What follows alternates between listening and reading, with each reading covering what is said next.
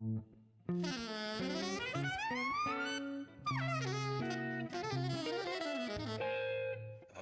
Jazz.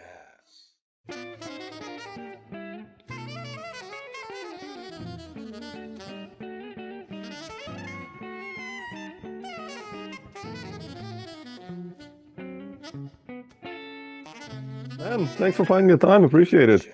My pleasure. Good to have you on the other side now, actually, that you're going to be the one asked. So it's Yeah, always a little more of a challenge. I gotta yeah, just you'll be tortured now. So no, I'm kidding. great. Let it begin. Yeah, no. But no, seriously, thanks for finding the time. And I have you on so many records, and I've done so many talks, and so it's looking forward to chat a bit. So Oh yeah, absolutely. yeah, uh, I'll start with Nightwatch, man. Oh, You as a band leader, you've done so much work. I remember, like in the early 2000s, a friend of mine gave me a record of yours. I think it's your second one or third one, even The Space in Between, and I love that record. And the tunes, that you wrote. And what's the story behind Nightwatch? I mean, I've read it was recorded in Argentina, yeah. which is you guys, I guess you were on tour, or how did you decide to record? And what's the story of this No, band, of the trio? I mean, yeah. So basically, I got to a point a few years ago where I knew I wanted to really lean into the band leader side of things and to be putting out more, just more output, more musical output. I sit here with the piano, with the bass, writing all the time and stacks of tunes, and they just sit here gathering, sometimes real, sometimes digital dust. And I also realized that I had done so much in New York, for instance. oh, You mentioned the space in between. We got the first Mystery to Me, Live at the 55 Bar, Space in yeah, Between, Theater by the Sea, It Only Happens Once. I mean, that's like right there, the first five records, Motion Picture, six records, New York, Bunker, John Davis, amazing crew, like my great friends, just an amazing group of people to be around. But I also realized I need a little bit of a change from that. yeah. I want to go there later. I mean, to ask you about that, but yeah, sorry.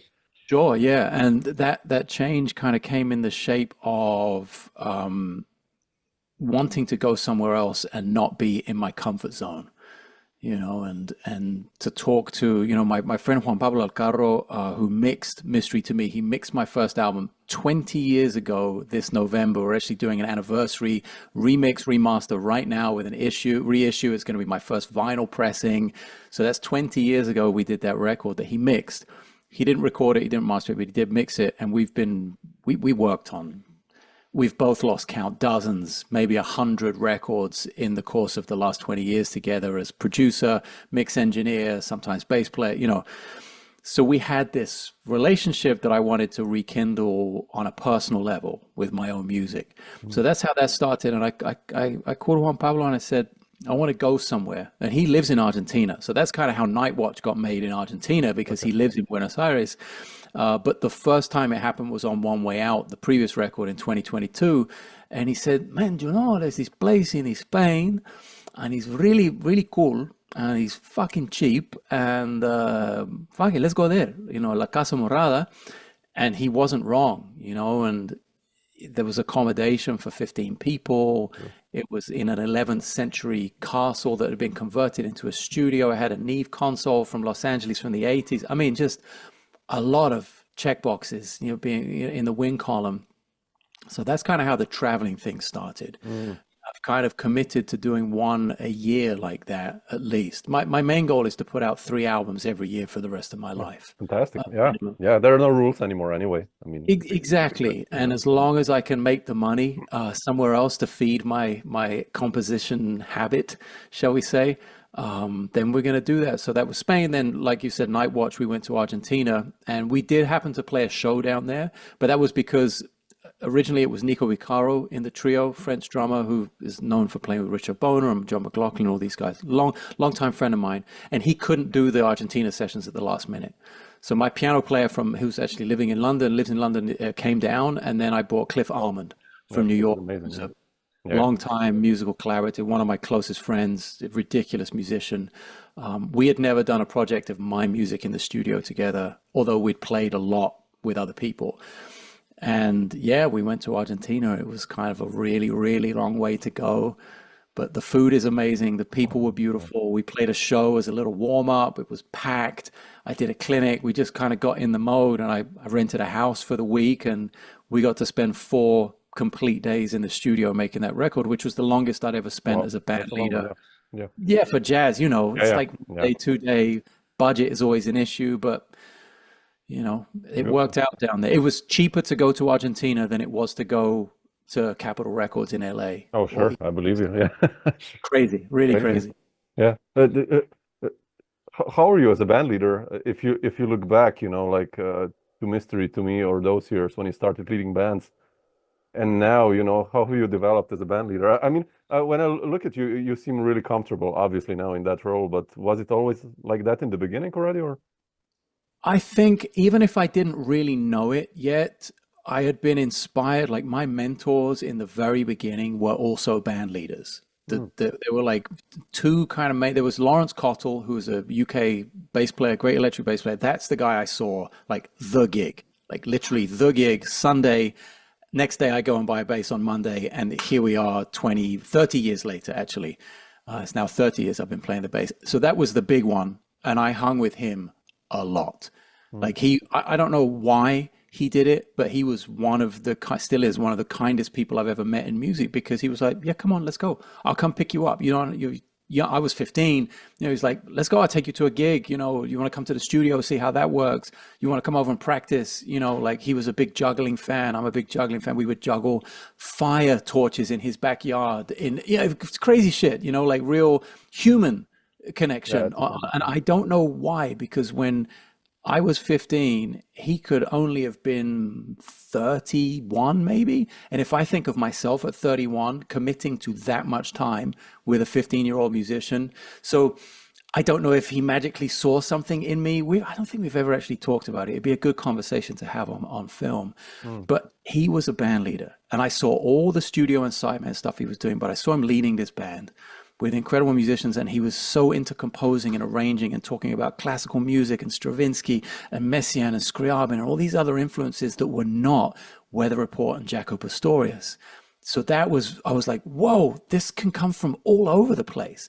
He's like, he's over here playing with Eric Clapton, and then he's on this Seal album, and he's got this jazz quartet, and he just played on Headless Cross, that record, the metal record, and now he's talking about Scriabin. Are you shitting me?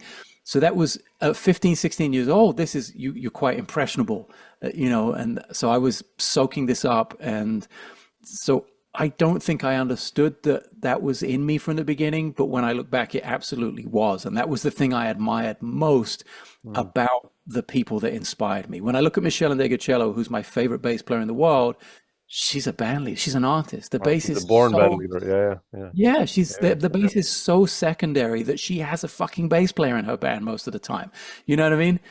So I was, again, maybe not conscious of it, but looking back, heavily influenced by people like that. So, and it's funny, like everyone, of course, because that's the first album that came out for me, Mystery to Me, everyone references that as the starting point.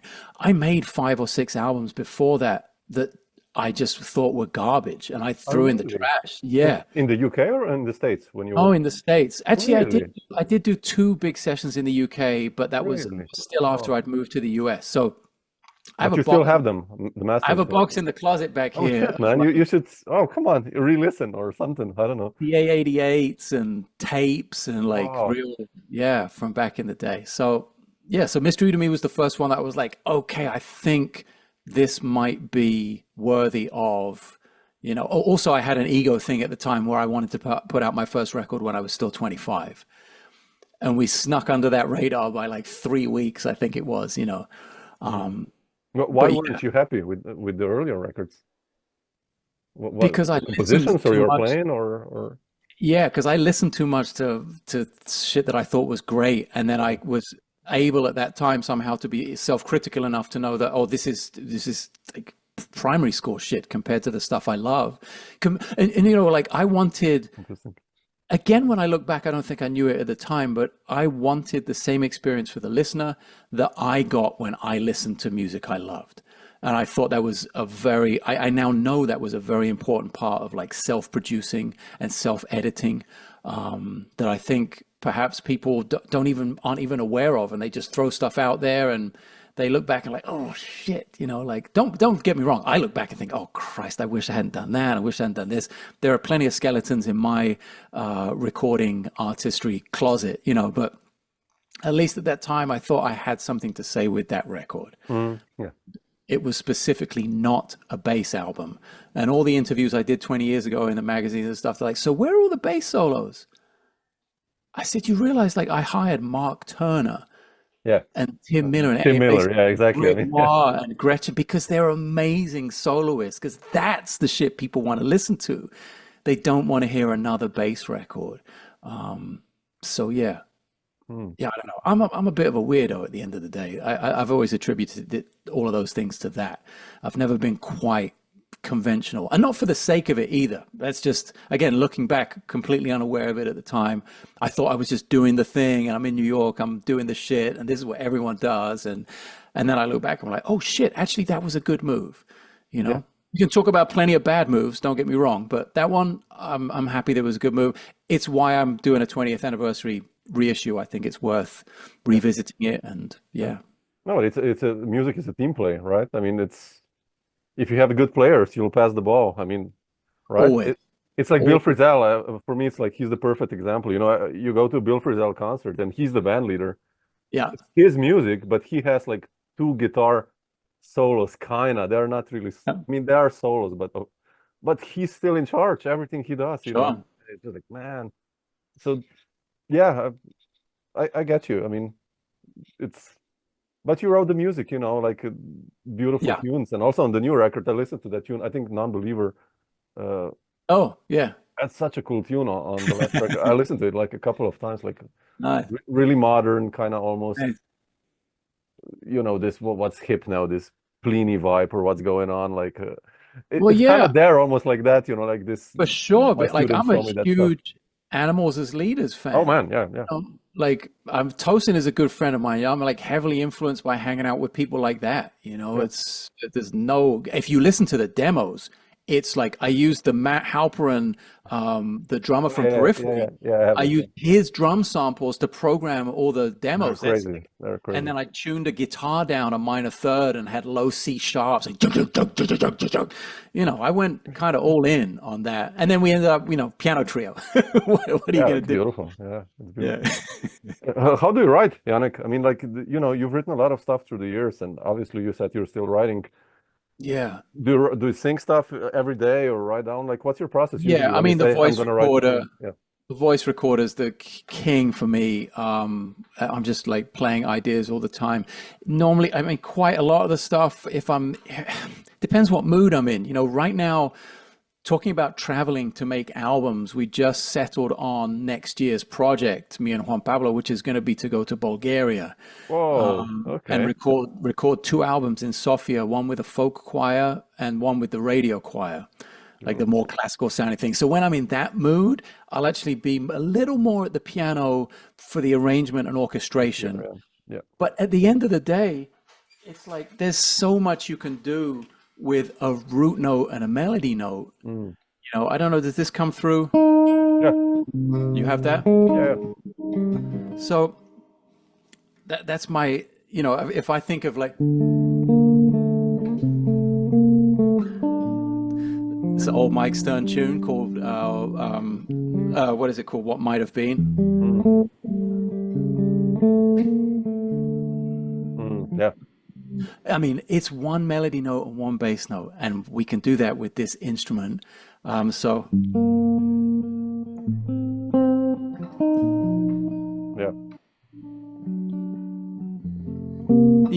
so that I'm doing every day.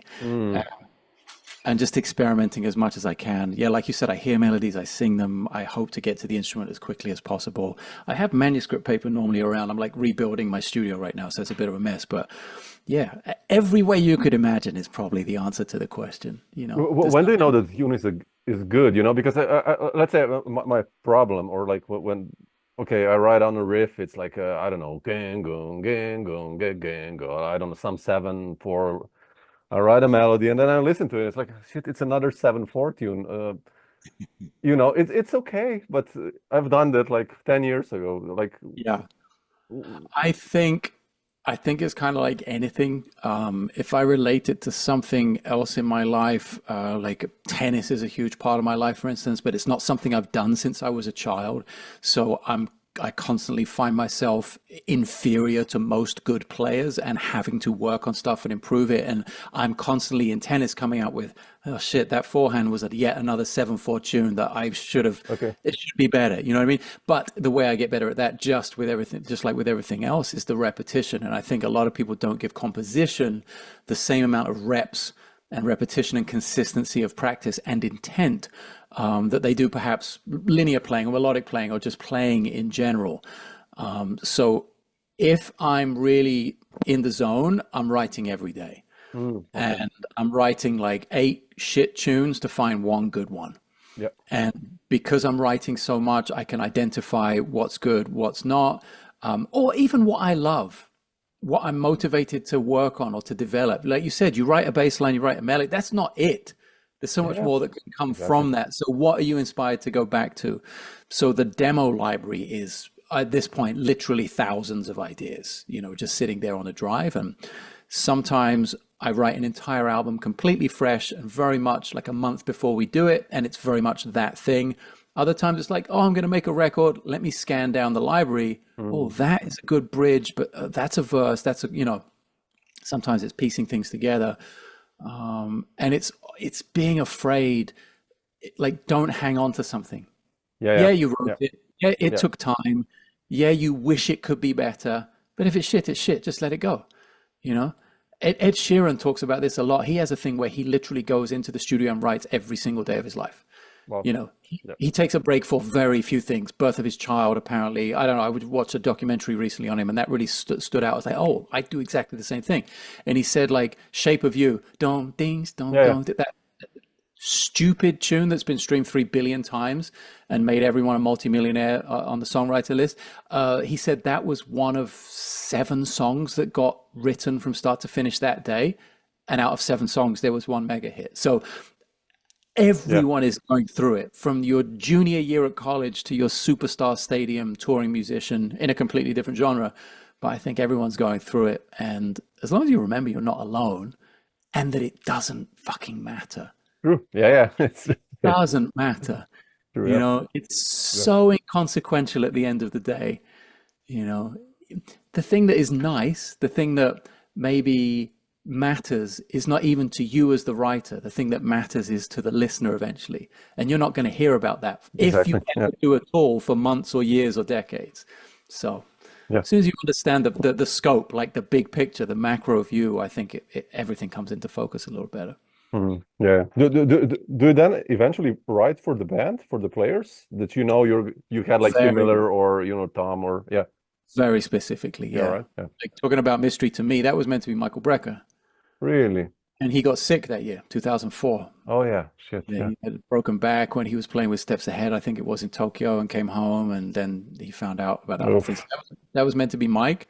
I'd met him a ton of times, and we'd seen each other pretty recently that summer, I think, on the road, and I'd showed him some tunes, and he was like, yeah, of course, no problem. I was like, you know, and so I was buzzing because he was the reason I moved to America, you know, Okay. and then I was hanging with Stern, you know, they're best buddies with Mike Stern, and they got sick at the same time with kind of the same thing, and that whole story that a lot of people know. And then getting to the point of I ditched all the music.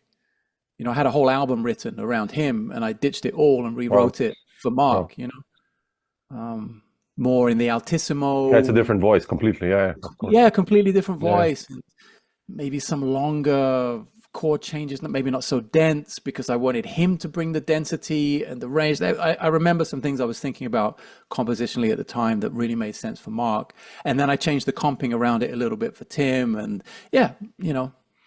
Did you get the chance to play with Brecker then? No. Oh shit. No, not live or anything, or even on record. No, sadly not. But yeah, we knew each other. He was one of the nicest guys, as every single person will tell you. Yeah.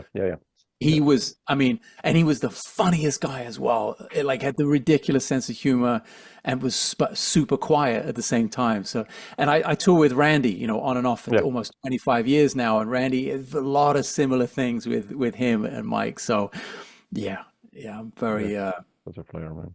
yeah. Yeah. You mentioned Stern was the reason, Mike, that you moved to the States. I mean, were you already like when you were in the UK in London playing gigs and start playing a lot of sessions and stuff? Like, what was the main trigger actually? Like that you said, like, shit, okay, I want to go because you went to Berkeley, So right? Or I went to Berkeley, but before that, in '97, I went to the Royal Academy of Music in London. So I basically started playing bass when I was about 15, which is what, 93, 94. And then I think I had my first gig maybe 6 weeks later, which so I was in it, like 100% in, like just all in, no bullshit. As soon as I saw Lawrence's gig, I was like, this is what I want to do for the rest of my life. Shut everything else down, basically. And then there were things about my childhood that I was not crazy about, you know, personal things, emotional things that were very specific to London. So very quickly being able, like having the willpower to do the work very early on, to learn the instrument, to understand, start to understand music, to understand specifically jazz and improvisation, gave me an escape route to get out of London. You know, it very quickly became apparent that all of my favorite musicians were not English. You know, they were all living in New York or Los Angeles, basically. All the records I was listening to on Impulse and GRP and all that stuff back in the 90s, you know, all the Michael Brecker stuff, Steps Ahead, all of those bands, was all in the US. And so I got into the Royal Academy of Music because I had no way of I can't just up and leave to the US with no visa. So basically going to Berkeley was to get an F1 visa just to be in the US. And before I left, like while I was still at the Royal Academy of Music, I got the chance to meet Ayeto Moreira and Flora Purim.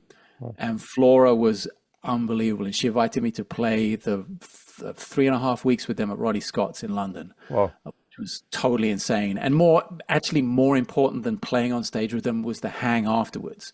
And I would go back to their apartment with Ayeto and Flora and hang until 3 or 4 in the morning. And she would cook me food and we would talk about Jacko and how when he was in her band, just like brain melting every night. And eventually she was like, yeah, I think you should move to the States. You know, like it was her that said, maybe, you know, one way to do it would be to go to Berkeley. And then she was like, who's at Berkeley? Kenwood Denard, who was Jaco Pastorius' drummer. Sure. She's like, I'll just hook you up with Kenwood. I'm like, are you kidding me? And she was so true to her word. She gave me his number. I auditioned for Berkeley. I got in. I went to Boston. First week I was there on Kenwood's door. He had a student in his office. He kicked the student out. He's like, oh yeah, Flora called me. She told me about you. Let's play. And we played for like 2 hours. And I spent 2 years playing in his band, you know, with Tony Levin's brother, Pete Levin, with Leonel Lueke. I mean, just thinking about it now, I get goosebumps because how the fuck did that happen? You know, how was I so lucky to run into that as my first experience of being in the US? amazing. Yeah. You know, I get to Berkeley and my first class is Kendrick Scott and Walter Smith and Jaleel Shaw and just the who's who of the jazz world right now. Dana Stevens was my roommate. I mean, are you fucking kidding me? Oh, really? Oh, man. Okay. It's like, just unbelievable. And then it kind of snowballed from there. And I realized, oh shit, I'm here. I made a trip from Boston where Berkeley is down to New York for the first time and like slept on the couch in the back of Smalls, you know, having played the jam session until 6 in the morning and just like, what is going on? Like, this is it, you know? So When did you move to New York then? 2000. 2000. Okay. So 98, I went to Berkeley. I only did 3 semesters and quit. And then moved to New York in the summer of 2000, and then I didn't leave New York until the end of or beginning of 2011. So I spent just over a decade there, but also mainly on the road. Yeah. 8-9 years. Who were the first connections in New York in those first weeks? I mean, like the gigs. So in Boston already, Kenwood Denard, because I was playing with him, he hooked me up with Hiram Bullock. Oh, really? Oh, man. my first real gig in the US. So that was already in Boston before I moved to New York, which was already like, holy shit, this is like, you know, playing all that Jacko music, playing Teen Town and Continuum, and all these tunes I'd listened to thousands of times. And Hiram was just such a hero to me. Yeah, amazing. So I already knew him, and I definitely thought, like, you know, I'd played with a few people and I knew Mike Stone already, but I hadn't really played with him. And I was like, oh, I'm moving to New York. I'm going to be here. It's going to be cool. And then it wasn't. And then it was just as super hard as everyone else who moves there. And you got to pay your dues, and you got to go to Cleopatra's Needle and Detour and Smalls and Fat Cat and the 55 bar and all the jam sessions. Yep. You know, your night starts at 9 p.m. and it finishes at 6 a.m. Then you got to shed 5, 6, 7 hours a day. All the cliches are 100% accurate, and probably times 2 or 3, you know? So that was what it was. But those were my initial, you know, my initial connections. And at the time there was still a scene, especially as I got like a good year and change there before 9/11. Yeah. So Exactly. That destroyed everything. Like, ton of clubs closed and never reopened. The scene kind of started to fall apart right then. A lot of the legends started leaving. A lot of those guys who lived up in Hastings, you know, there was like Bob Mincer and Joey Calderazzo and Bradford Marsalis, and everyone started to split, and Carolina, California, just to Jersey, you know. So I was lucky enough to get, everyone you talk to someone who's living there now, oh yeah, I'm in the last good year. Right? When I moved there in 2000, Jojo Mayer told me, he's like, yeah, man, you're about 40 fucking years too late, man. It all happened 4 decades ago, you know, like, I was like, oh shit. But you were here and you played with Dave Fusinski and, you know, you Screaming Headless Torsos and what? Yeah, but that's bullshit, man. It was all 40 years ago. You're so fucking late. Just go home, you know, like that. Oh, shit. That's encouraging. Everyone will tell you they got a little taste of the real New York, and we are all 100% bullshitting you, because it really did happen in the 50s and the 60s, for what we love, at least, when I talk about jazz and improvised music. And of course there are reiterations of that scene. It's not like nobody's come from New York, but the real deal, you know, like where it was, it's kind of a thing where you had no choice. Like, it's that level of commitment that I think was the thing that diminished throughout of it. It was less of a movement and a political statement and a way of life.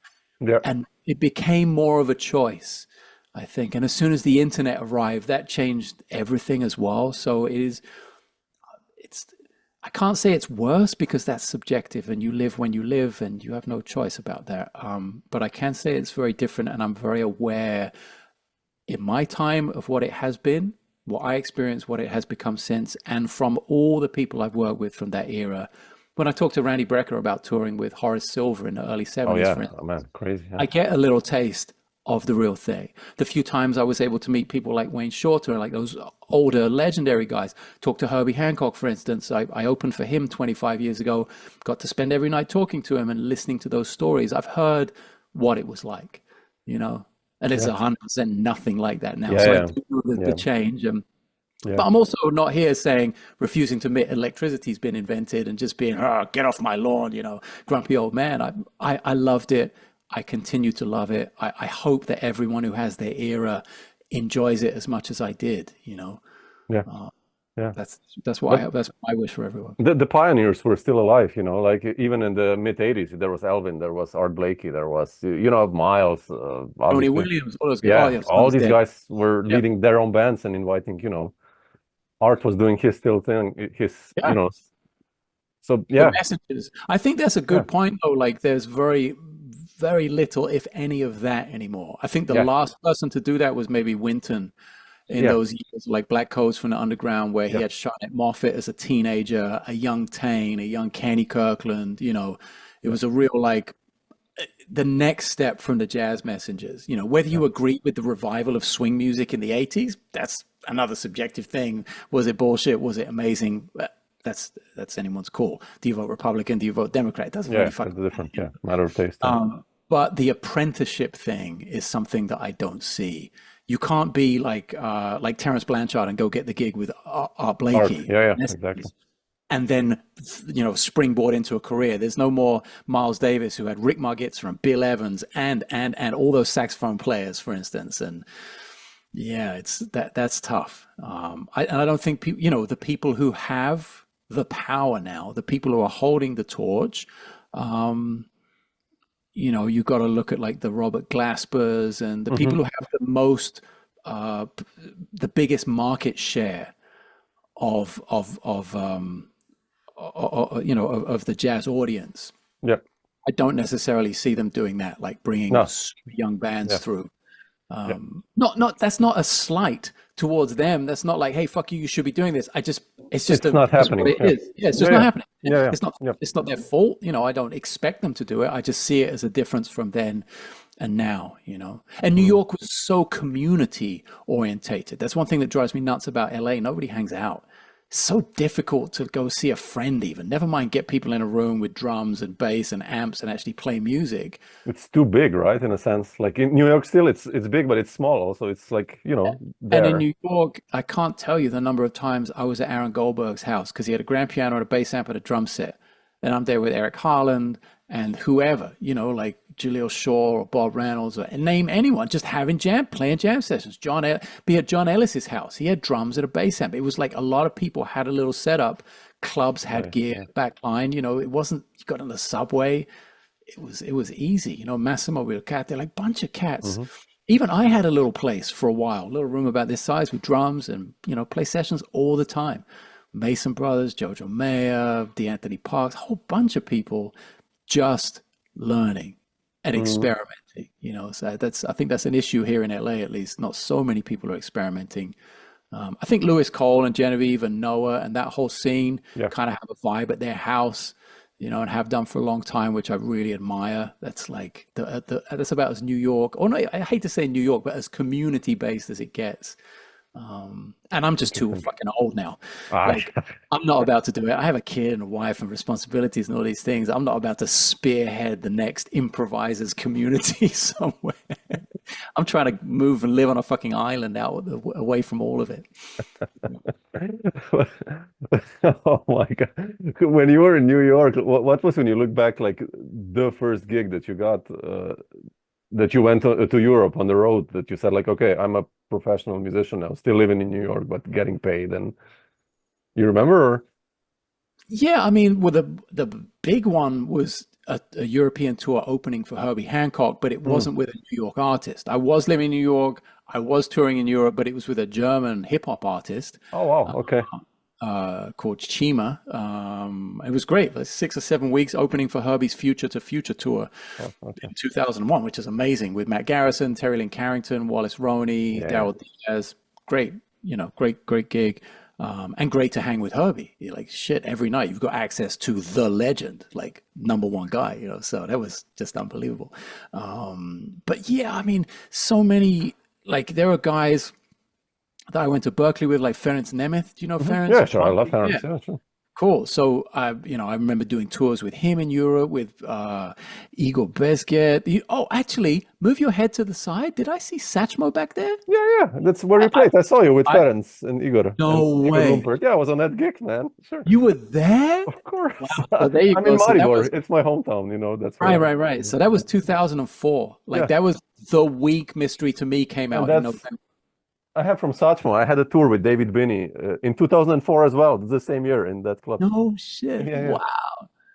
Wow, man, I wish I had the poster from there. I collect posters, so I wish I had that. But yeah, so I was doing like a bunch of touring with like smaller, like up and coming basically. And that tour, I remember there was like, we would be moving around. There was our quartet with the Igors, 2 Igors, Bezgi, Lumpet, and like Jonathan Blake was there with someone.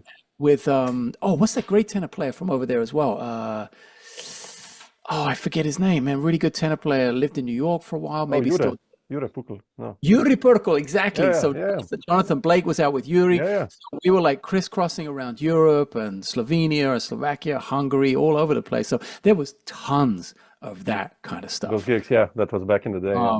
I was playing in a band called Dap Theory for a little while with Oh, Andy. with Andy, really? I Yeah. didn't know that. Oh, I okay. played in that band after Rich Brown, basically, and before Chris Tordini, who took Yeah. over from me. I was not my gig at all. It was one of the only one of the two bands I've only ever been fired from. Yeah, I just at the time, it's really weird looking back on it actually, because that's 20 years ago or more. It was like '03, I think that was '03, '04. I played in that band right around that time. And yeah, actually, because I remember Andy Milne was at the recording session for Mystery to Me. So we were in the middle of doing a Dap Theory tour at that moment. And the music's fucking hard. Yeah, Like it's not very, like yeah. the Steve Coleman conceptual, that area, that lane, but with Andy's take on it. And with Sean Rickman, whose independence is just He's crazy, yeah. from another planet. You know, Yeah. it's absolutely ridiculous. So, and then there was me trying to be a band leader in the jazz world, making money playing smooth jazz, like, and touring with all of these other people. Actually, that's I've blocked that out of my mind so much, but that was a lot of touring with big smooth jazz guys. Really? So I didn't know that. oh Okay. yeah, and then pop, like straight up Britney Spears type pop, like Jive Records, that kind of thing. So, and I was juggling all those things and was not putting in enough time to Andy's music. Yeah. And that's not something you can just show up and skate on and read. You have to have it internalized. I should have known when he gave me the drum book first and said, "Hey, learn all the drum parts." Oh shit, man. That's Fuck. how. And he came to a smooth jazz gig to hire me. Like when he checked me out for the band, he came to the Blue Note and I was playing the smooth jazz gig. And he's like, so obviously he heard me playing C minor to F minor and was like, yeah, that's the guy. I don't fucking know, you know. So it didn't work out great. Lovely guys in the band, Sean Rickman, Lawrence Stillman, Yeah. John Moon. That iteration of the band was a lot of fun and also a lot of stress and pressure because it was super tough music. So yeah, God, you're bringing back a lot of things I have not thought about in a long time. Like, what the hell was I doing first? But yeah, between Dap Theory, my own band, jazz things with people like Ferenc and that kind of thing, and then like the smooth jazz scene, Well, that was a yeah, but you lot. got to pay the bills now, right? I mean, Yeah, that's how it is. it was crazy. Yeah, amazing. I just want to go back also to Mystery to Me, you know, to that band. And Jojo is there. Your connection with him, that was crazy. And Tim, you know, one of my favorite, probably the most underrated guitarist, Tim Miller. And what's your story with Tim? I mean, I know he still is actually a mentor in Berkeley, right? But like, Yeah, he's full time at Berkeley now, I think. But when what's your I story got, with those guys, actually, with Jojo and Tim? so with Tim, I got to Boston in '98, and I was going to Berkeley, and Tim was going to the New England Conservatory, to NEC. And I want to say it was a tenor player called Mark Small. Fantastic tenor player. I'm not sure where he is. He might still be in Miami now, but he was in New York with us. He was in NEC with Tim. But he also had friends like Walter Smith and Jaleel and Patrick Cornelius and all these guys over in our crew at Berkeley. I think he was the connection. I seem to remember Mark saying to me, "Hey, I'm going to bring over this guy from NEC. Got to check him out. He's ridiculous." He came into Berkeley, melted everyone's brains. Even back then when we were all, I think Tim's a couple of years older than me, but like we were all 19 or 20, 21 maximum. And he sounded then exactly the way he sounds now. Like there's a record he put out. Oh, it's the very first one, and it's with his guy, trio record with I have that with one, the guys Rob Afsharian and that's insane. Yeah, love that record. I think he went to North Texas before NEC, so he was doing his masters at NEC maybe when we were undergrads over at Berkeley. Anyway, that's how I got connected with Tim. So we've known each other since '98, 26 years now. And played a ton of sessions together. And then we would play at this spot called the Wonder Bar, just, you know, gigs around town. And then when I moved to New York, I just kept calling him. You know, he's on one of the albums that never came out. There's an album with Ellie DeGibri, Tim Miller, Elliot Mason, a piano player who doesn't even play piano anymore called Milan Milanovic from Serbia. There's a long association with Tim, and we've been at it a very long time. We talked the other day, actually. I was like, "Hey man, 20 years since Mystery to Me." He's like, "Oh fuck." fuck. We're getting old. He's got 3 kids who are going like this, you know, it's crazy. With Jojo, how the hell did I meet Jojo? I think it was Nerve. It was his band, and it was back in the old days. Yeah, it was back in the old days of Shine in New York. That was his party, his Wednesday night party. I cannot tell you who introduced us. It could have been Tim LaFave. It could have been Yossi Fine, the bass player. I could have been anyone. Those parties were ridiculous. Like, that's the most I've partied, I think, you know, going to his gigs and then being in his band for a while, just off the charts. Yeah, that scene, electronic music, super high energy. Yeah, of course, yeah. Loud, fast, long, you know, hours and hours and hours long gigs. I've played gigs that are 4.5 hours without a break with him before. You know, just, we are a DJ in that sense, or have been, you know, it's not the norm, but yeah. And then I just found actually a poster the other day from Central Fly, like from 2001, with me and Takuya Nakamura and Jojo and the singer Lisa, like an original Nerve post Tim LaFave. Yeah, so, Wow. and then we just didn't stop. And I toured with him in Europe, 07. John Davis, I don't know if you know John Davis, who owns the Bunker Studios. No. So I mean, I know Bunker Studios, but I didn't know that. So John and Aaron Navisi, the guy from New Zealand, own the Bunker Studios, and that's where I did Space in Between, all those sessions when it was still in the basement of their apartment building, not in the big avatar-looking place now. And John's a fantastic bass player, amazing bass player. Went to NYU, and he ended up being in Nerve after me. Like started in 2002 or 3 or something. And then in 2007, he couldn't do a tour. So I did a super long tour in Europe and Asia with Jojo then. And I recorded 2 bass players, me and John and Jojo, for a Nerve record that never came out. I mean, just for years and years and years, we have this association, and a very long, very happy one that I hope isn't over. You know, I definitely want to record more with Jojo. That's on my vision board, shall we say. Yeah, beautiful. How come after all this, you know, success and basically playing with all these guys and making albums on the East Coast, like you said, you wanted to go into a not so comfortable zone. You decided to move to the West Coast, and then like basically almost starting from, I mean, you had a connection, I guess, with the smooth jazz guys already from the past, but like still, why the West Coast then? So it had nothing to do with smooth jazz. It had nothing to do with music. I moved for a girl. Oh, okay. The usual story. Okay. Who's now an ex-wife. So, you know, fantastic, right? Yeah, the age-old story. It's not uncommon with jazz musicians or people in general, I guess, right? Yeah. So, but you are very accurate in the sense of like starting from scratch again. And I'm not sure I ever started, to be honest. I don't work in LA now. And I was saying to my wife now, I was like, something came up about a memory from this time and that time. I was like, whoa, that was 15 years ago. I was like, holy shit, how long have I been living in LA? It felt like 6 or 7 years. And I've had a place here on and off since 2008.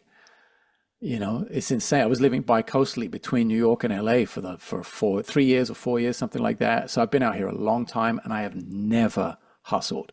I'm the bass player that gets that call. Hey man, what are you doing like right now? I'm at home. Can you be in the studio in 10 minutes? Yeah, sure. Somebody bet once a year. That's when I go to the studio to record in LA, because they remember, oh shit, yeah, Janek lives here. He owns a bass. He can read music. Oh, you know, because people are dead. I'm not Sean Hurley or Nathan East or Neil Stubenhouse or Lee Sklar or any of those, you know, guys, yeah, because that's a commitment. That's as much, if not more of a commitment than it is to be an improvising musician in New York.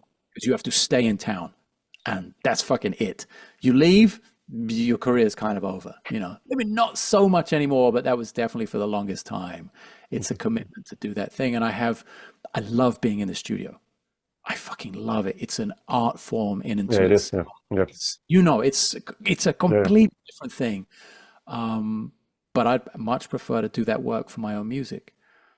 And have those memories be something that came from my pen, you know. Not that it's shit to record other people's music. I love it. No, sure. I know what you mean. If somebody called me right now, I'd say, hey, thanks. It's been nice on the interview. I'd go do the session, you know, like, because I love it. But it's not something, I don't aspire to be Nathan East, for instance. You know, it's just not something I do.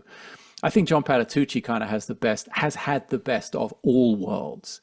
When I think bass player specifically, someone who actually played on a lot of real records, not jazz records, Yeah. but also played on a ton of jazz records and fusion records and movie soundtracks and can play with the bow and, and is an artist. That's something that's very inspirational to me when I think of someone who's got the best. And he moved back to New York. Yeah, exactly.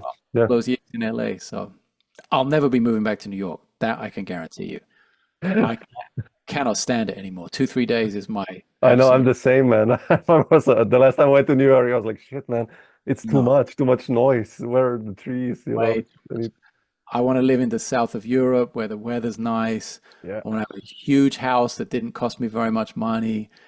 I want to grow some vegetables and have some dogs and, Yeah, it's about the quality of life, right? I mean, I always, when I talk to players from New York, they're like, living still kind of in a basement apartment for $2,000 and playing gigs. I mean, it's nice. It's romantic in a sense, but not also, Yes, it's romantic, but at some point you have to cross the line of the payoff. Like, is the investment worth it anymore? And you invest your soul into this, and you very rarely get rewarded now.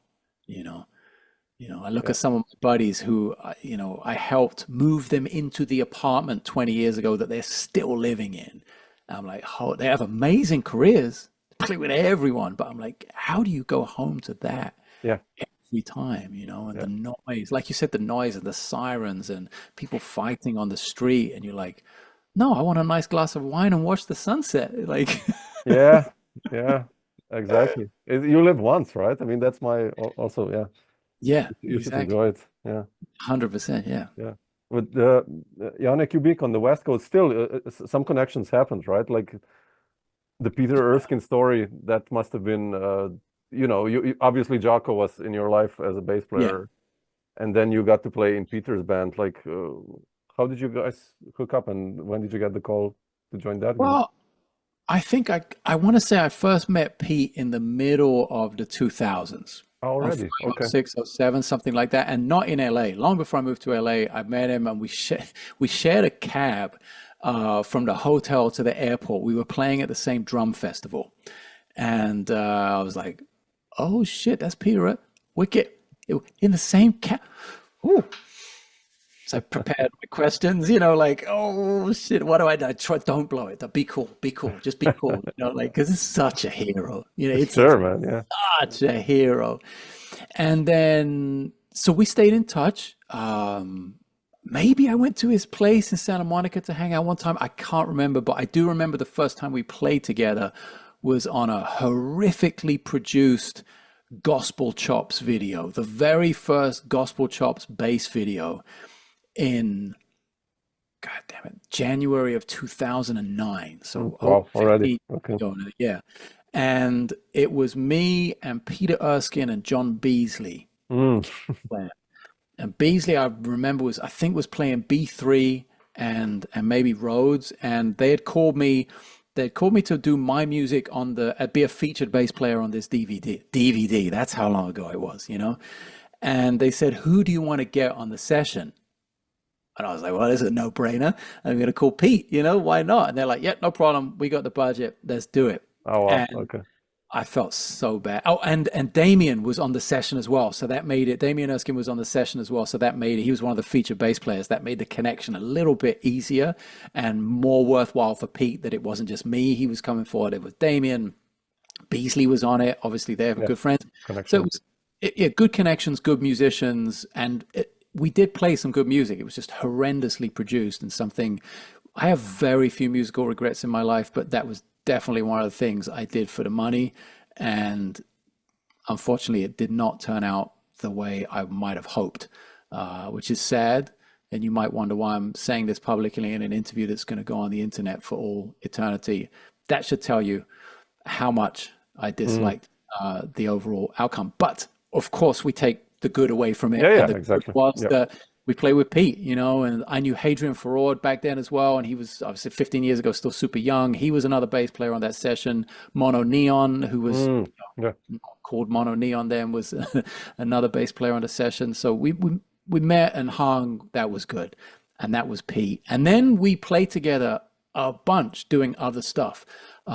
Gary Willis had a heart attack, I believe, like early 20-teens. And I got this call from Pete saying, I'm doing this tour for 2 weeks in Italy. Can you do it? Fill in for Gary. He's had a heart attack. I was like, holy shit, yes.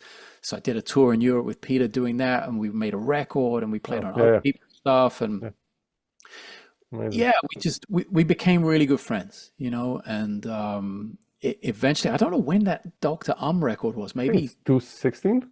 I checked today. Something like that, 16. Yeah. Well, no, we did it in 15, 15, but it came out in 16. Because in 2016 I quit playing bass for a year. The only gig I played was 1 week with Peter in Japan. I remember that very well, in March, because that was the only time I played bass in 2016, basically, more or less.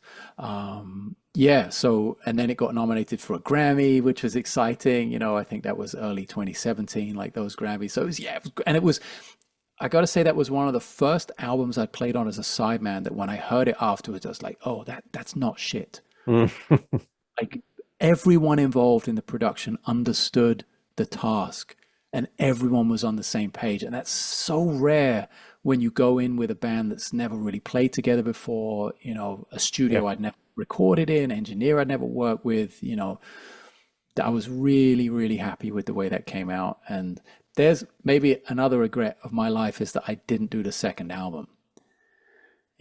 Pete called me to do the tour and the second album, and I was like not playing bass at the time, and I said, no, I can't do it. I'm gonna be, I was somewhere else in Australia or some random place in the world, and I regret not doing that, because I would have loved another crack at it to develop that band a little more. And all that. I speak to Pete, pretty regularly, and everything's good, and Alan Pasqua as well is another connection. They're obviously great buddies since 50 years or something now. Exactly. And now playing in Steve Smith's Vital Information. Steve and Pete are so close. I wanted to ask you about Steve. I did this interview with Steve like half a year ago, and he was so proud of Time Flies record, and about the new band. And how did you wanted to say the connection with Steve, because I wanted to ask you about that.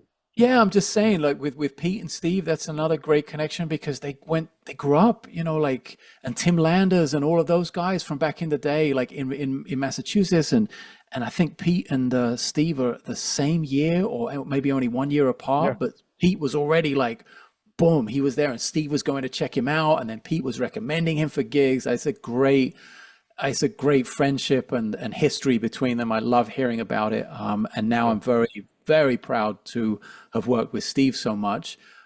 I met Steve a very long time ago. They used to have this thing called IAJE, International Association of Jazz Educators, massive conference in New York. And I met him there. He was playing with Vital Information, was still with Gambale and like that band, with Baron Brown and all of those guys, Tom Costa. And I met him super briefly.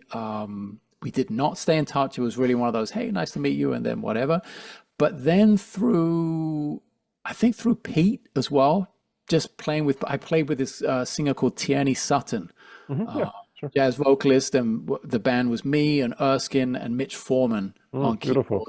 Okay. And I remember going to New York and playing at the Jazz Standard for a week, and Erskine came out with Chris Parker and Randy Brecker, like a bunch of musicians came out. That's something that Pete does, is he brings out amazing musicians, because everyone loves to hear him play, and so that's a beautiful part of knowing any of those guys. Actually, I think that's true for most of those people we could possibly talk about, including Steve as well. And so then we were definitely staying in touch.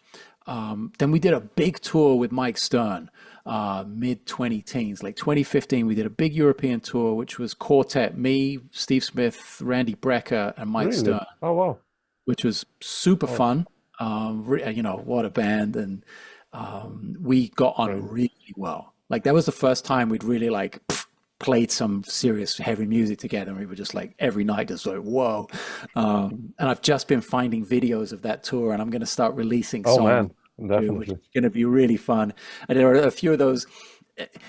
A friend of mine, he's going to remain nameless, so I don't blow up his shit right now, but a friend of mine played a gig with Chris Potter a few days ago, and not that they hadn't played before, but it had been a really long time. And he was saying they played the gig and he was like, I don't know what it's going to be like. I love Chris Potter. It's going to be awesome, you know, and he's playing away. And he teaches at a big university in New York. And he said he had some students there. And the students reported to him afterwards that when he was playing his solo, he had eyes closed, you're playing, that Chris Potter was like giving him the stank face, you know, giving him like, ooh, oh, it's like the biggest compliment in jazz when somebody like digging your shit. And it reminded me, like, I see little moments in these videos with Steve where he kind of looks over like, whoa, when I'm playing. And I never knew it until I look back 10 years later at these videos that he was digging it, you know, like, because I have my eyes closed, I'm in my own world.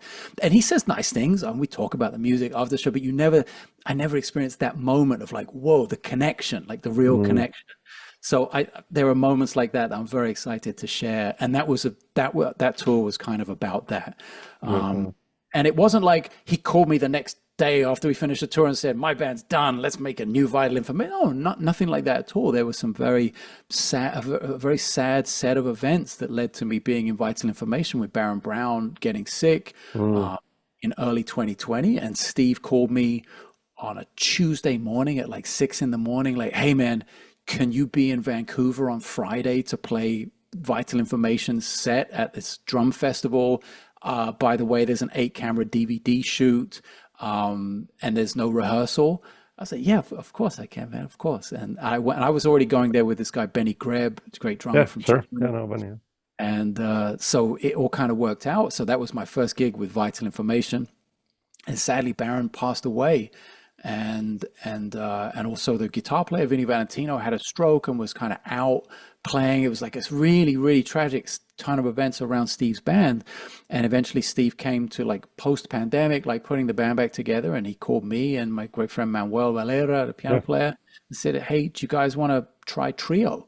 You know? And he was like, holy shit, I've done quartet or more my whole career. The trio actually, Manuel is like orchestral. Oh, he's crazy. Yeah, he's crazy. Yeah, it's phenomenal. We can go anywhere we want. We can be super loose and minimal or huge and orchestral. So, and Steve heard that. And he's like, whoa, it's going to cost me one guy less. And it sounds like this, like, holy shit, you know?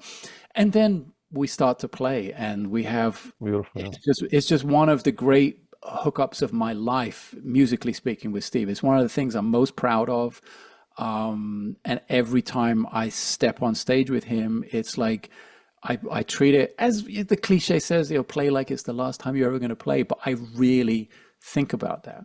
I really think about, if this is the last gig, this got to be it, you know, like everything's got to be there. So I'm like more, I think, laser focused in on that gig than I have been most of my career, which is, it's nice to find something like that. This, I'm not 70, but it's nice to find something that this late in the process, you know, it's hard to find firsts on that level. It's really nice when that happens. Are you guys gonna tour still this year or next year with Steve? Or well, this year we did a bunch. You did, right, already? Yeah. We did an East Coast tour. We did a Midwest tour. We did, what the fuck? Oh, we went to China for 2.5 weeks and Taiwan. Okay. We did a ton of stuff. Yeah.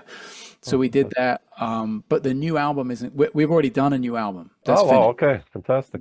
Mixed, mastered, artwork, everything is coming out in the spring of next year. And I believe he's working on a European tour for May. Oh, beautiful. You gotta catch you. Yeah. And then I just got a call to do something with Bill Evans and Keith Carlock and George Whitty, also in the spring. Like, this, like, weird random things happening, which is cool. Hopefully my own band, you know, it's cool doing all the sideman stuff, but I realized this year I will have played 0 gigs with my own band, which is kind of sad. You know, I'm trying to sneak in 1 gig in Mexico just to say I at least played 1 gig this year, you know. Yeah, it's heavy, booking and stuff, I also saw you're playing with Mike Stern, with Dennis Chambers, right? Yeah. Mike Stern. Talk about great drummers. I mean, that's like, you have a privilege, man. Yeah, Dennis is one of my favorites. And he's another guy in that crew. Steve Smith, Erskine, Dennis, they're so close, man. Like, Vinny is in that crew as well, although I've never played with Vinny. But Vinny and Steve grew up together. Like, they went to see the Brecker Brothers together, Billy Cobham, and like screaming teenagers, like Steve told me about, like, oh my God, you know, like really like screaming over Billy Cobham fills and stuff. So yeah, and Dennis is, I mean, when I mentioned going to Europe in 2007 with Jojo Mayer, this is one of the hardest, still to this day, even though I can laugh about it now and everything is cool, still to this day, it is one of the hardest musical decisions, personal musical business career decisions, I guess, I've ever had to make. Was Mike called me, he said, "Hey man, hey, we got this one trio hit, Brett's kind of short, but Dennis is playing drums, and this is one gig, and and he wanted me to go play this gig. Lincoln Goines couldn't do a one-off at the last minute, and it was trio with Mike and Dennis Chambers in Santa Cruz in California. It's 2007, one gig. I had been waiting to play with Dennis Chambers day one. I mean, 14 years old, I heard John McLaughlin, Free Spirits with Joey DeFrancesco and Dennis Chambers. I heard it on the radio. This is how young I was, or how long ago that was, 30-something years ago. I heard it on the radio to where at night, I jumped out of bed and I sat there with a pen and paper waiting, praying the DJ was going to say, I did the same. John McLaughlin and he did. And it was Mike Chadwick. I don't know if you know who that is. He manages Mike League and Snarky Puppy. He's founder of Band on the Wall, one of the owners of Band on the Wall back in the day in Manchester. And he was a Jazz FM DJ, like of my childhood, and he made Mystery to Me album of the month when it came out. I mean, the guy's like awesome, really awesome, and a big fan of new music and jazz. Anyway, it was him. It happened to be him. He said, and that was John McLaughlin's Free Spirits with Joey DeFrancesco and Dennis Chambers. I was like, it just hit me in the heart. Like, I was like, that's the guy I want to play with. So when Mike called me 13 years later or something to play with Dennis, and I had to say no, because it was the choice of one gig with Mike and Dennis or 7 weeks of work with Jojo, also not a shit gig, like a really great thing to be doing. I was like, I gotta go with Jojo. And Jojo was all happy as well. He talked about it. Oh, you're choosing me over Dennis Chambers. I like that a lot, And to this day, and I still remember my first gig with Dennis like it was yesterday, just finally the moment and the first notes and the feel, the time and the sound just pushing you, pushing you away and bringing you back and that's something that's very rare. That's why there aren't 10,000 Dennis Chambers. It's very rarefied air that he's breathing. It's like you got to play with all the fusion pioneer drummers, Dennis and Steve and Peter and all these guys, who are a lot of them. That's amazing. For Don't get a me bass wrong, player. There are still a lot of drummers on the wish list, man. It's crazy.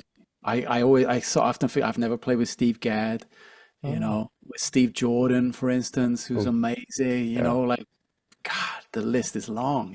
Which is nice. It gives me hope that some of those things will happen. I have things to look forward to, that my best years aren't in my past. Anything I could do to keep the motivation going is kind of cool. Yeah, beautiful. Janek, not to take too much of your time, but I wanted to ask you. Plenty of time to. You're one of the first musicians actually who started doing YouTube stuff. I mean, I really hate YouTubers because me too, buddy. Musician YouTubers who are, I will go critical now. People will hate me for that, but who are just like YouTube musicians. They don't do gigs. They just do their own. And never played a gig in their life. Yeah, you're one of the first guys actually who did albums and gigs. How did you decide to do that? You did the vlog for such a long time, like really honest one about music. And I mean, the vlog came so much later than the beginning. Like when I look back on my YouTube, I think I got that YouTube account in like 2006. Already? Wow. I started a podcast in 2006. Like before Joe Rogan, or not that I'm better than any of those people, but I was always just curious.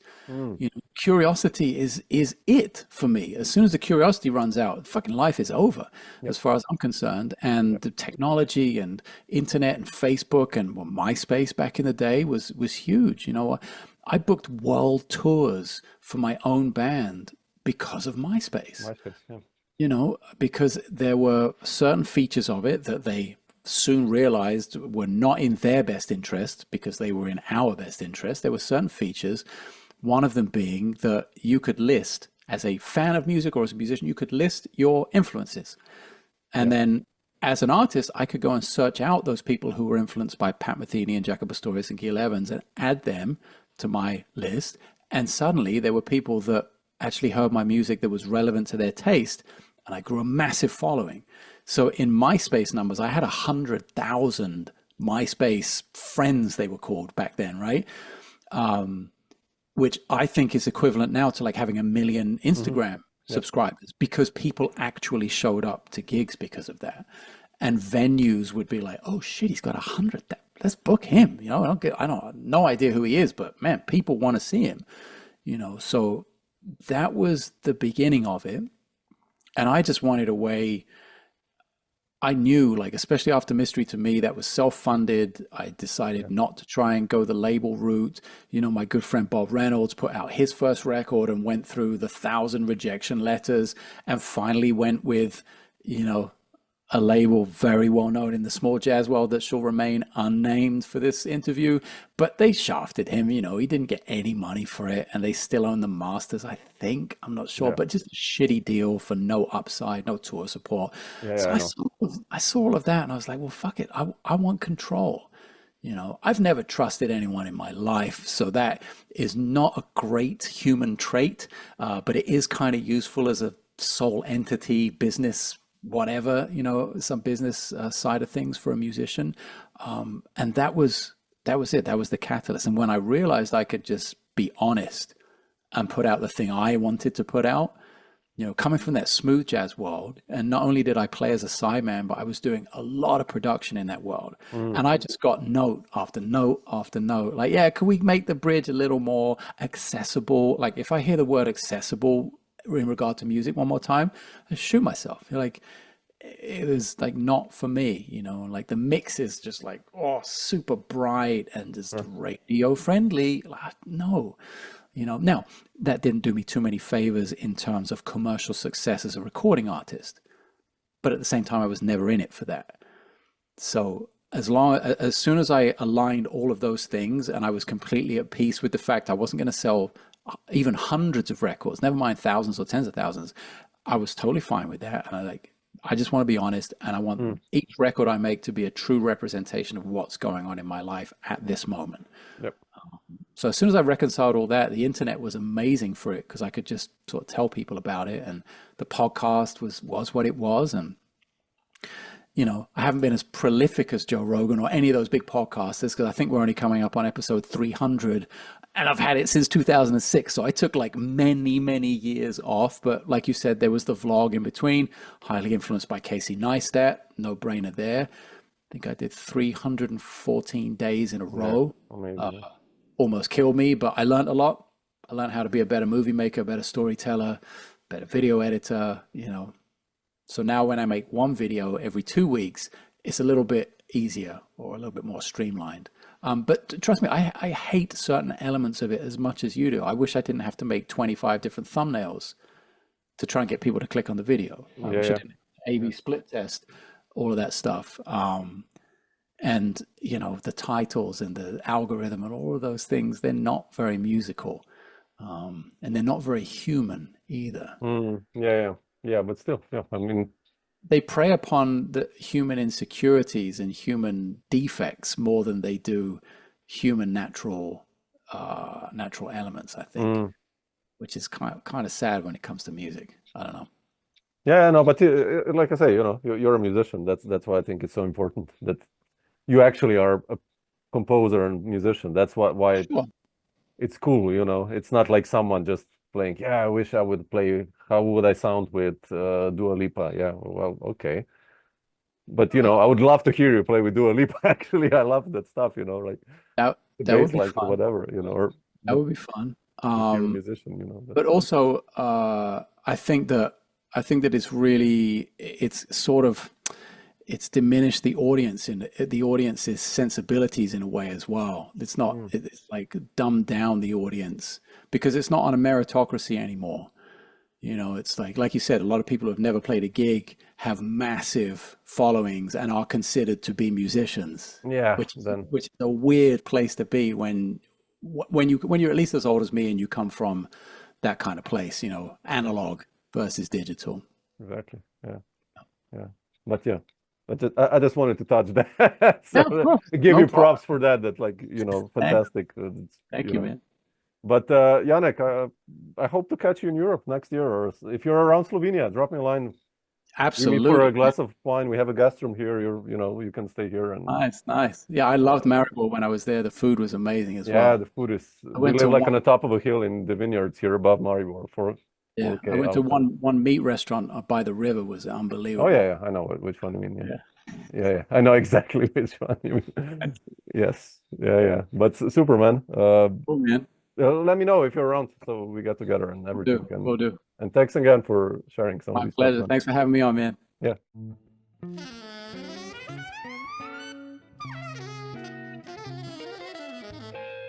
Dr. Jazz.